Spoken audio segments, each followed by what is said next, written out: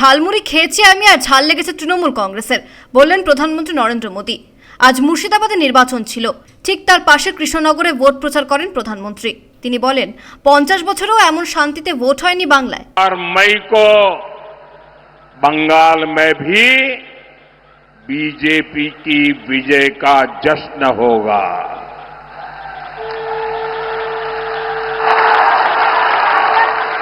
मिठाई भी बटेगी और झालमुड़ी भी बांटी जाएगी। वैसे मैंने सुना है कि झालमुड़ी ने भी कुछ लोगों को जन्नाटेदार झटका दिया है।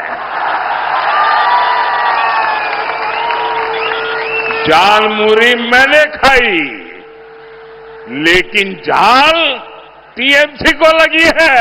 আজ কৃষ্ণনগরে তিনি বলেন যদি বিজেপি ক্ষমতায় আসে বাংলায় তাহলে অনুপ্রবেশকারীদের তাড়িয়ে দেওয়া হবে। প্রধানমন্ত্রী বলেন দ্বিতীয় দফায় নমশূদ্র মতুয়া ভোটই তাদের লক্ষ্য। 2014 সাল থেকে এ পর্যন্ত বাংলায় যত নির্বাচন হয়েছে প্রায় সব নির্বাচনে এই ভোট পড়তো বিজেপিতে।